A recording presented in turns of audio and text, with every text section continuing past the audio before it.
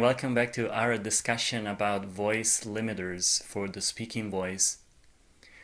One of the greatest limiters that I have encountered in talking to people and teaching voice for a number of years is the fact that almost invariably, everybody I've worked with at first didn't like at all the sound of their voice, most especially when the voice is recorded.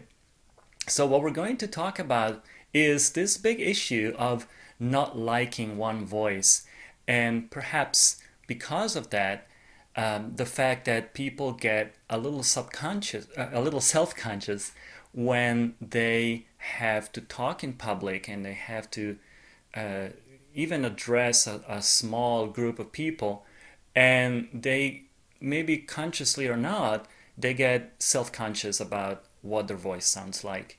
So, what are the reasons for not liking one voice? Well, there's one that is obvious for everybody, which is when we record ourselves and then listen back, what we hear is very different from what we're used to hearing. Why? Because we're used to hearing our voice inside our skull as much as coming from, our mouth and then going to our ears.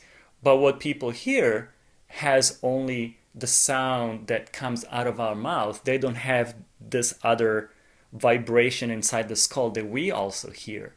And so I don't know if you've had the experience of listening to your voice on a recording, like even just a phone message, and all of a sudden it's like, is that me? Really? Is that what I sound like? So for many people, this is an issue.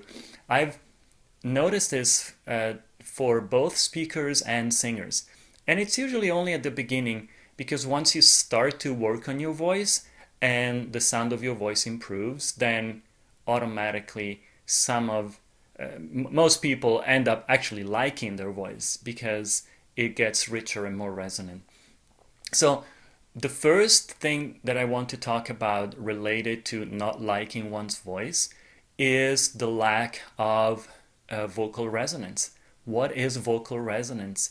We talked a little bit about it in one of the previous limiters, but basically, we as human beings, our voice was designed to work in a certain way. So the vocal cords produce the sound by vibrating, and as the air goes through, the vocal cords close when we try to use our voice, and the air going through makes the vocal cords vibrate, and that creates a sound. It's like a double reed, if you know what that is, like in oboe or one of those instruments. However, if we could hear the sound of our voice directly as it is produced by our vocal cords, the sound would be so thin and weak.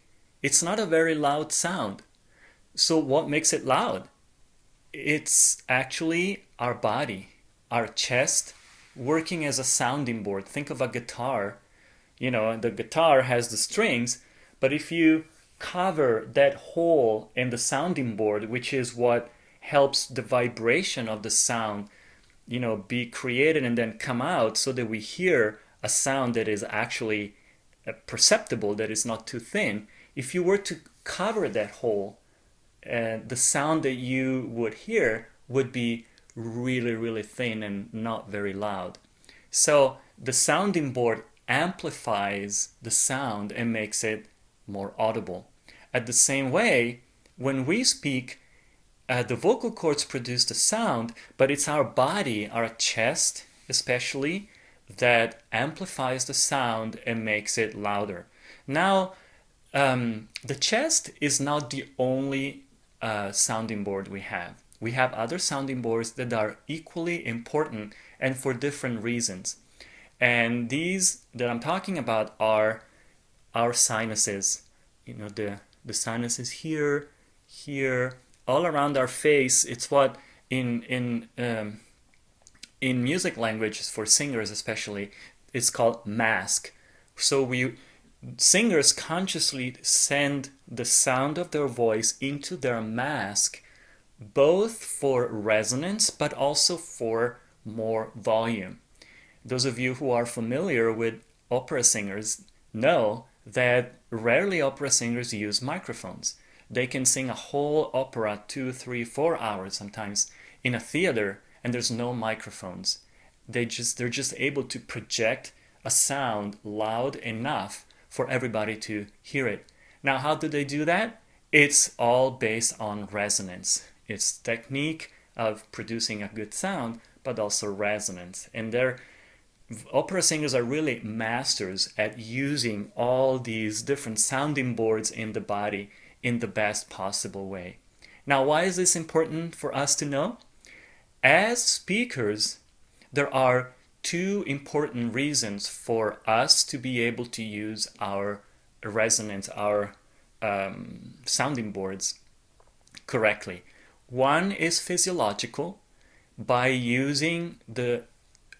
being able to send our voice, our sound in the mask in our face to be amplified there.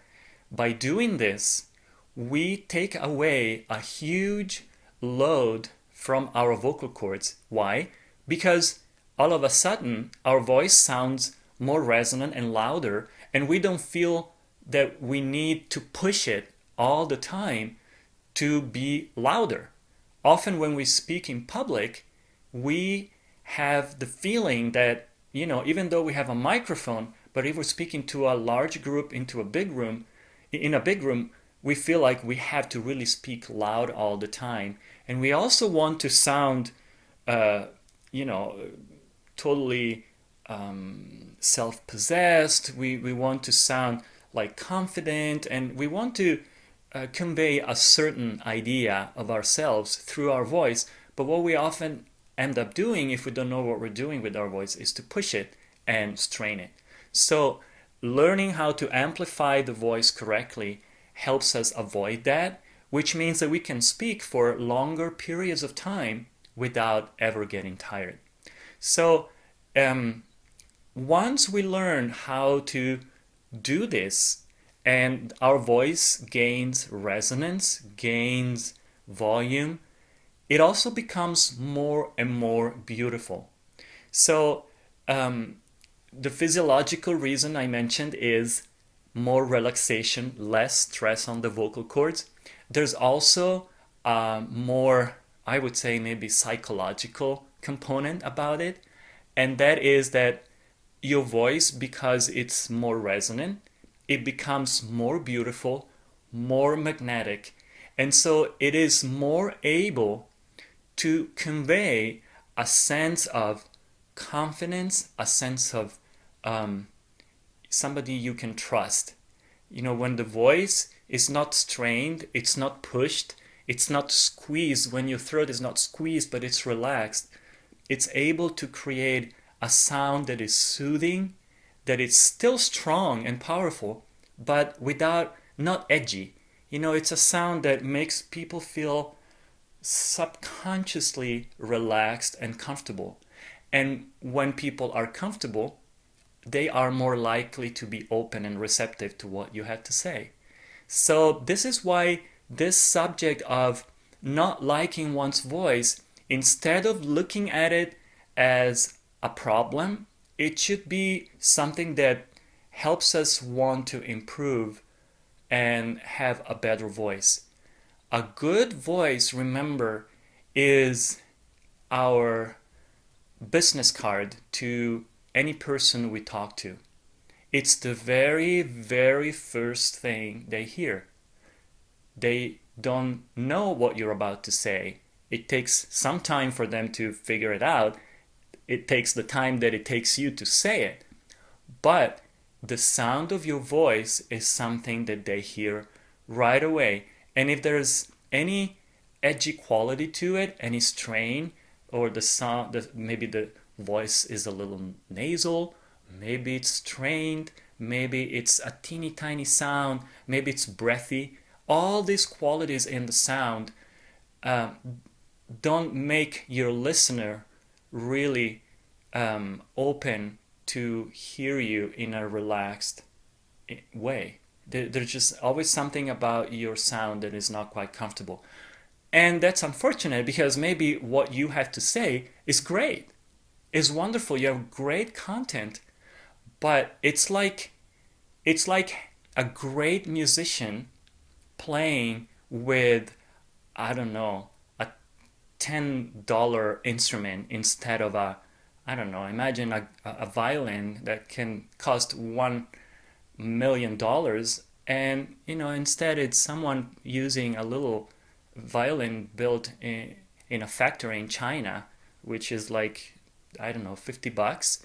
And they're still great musicians, but the sound that you hear is not nearly what it could be with a beautiful instrument.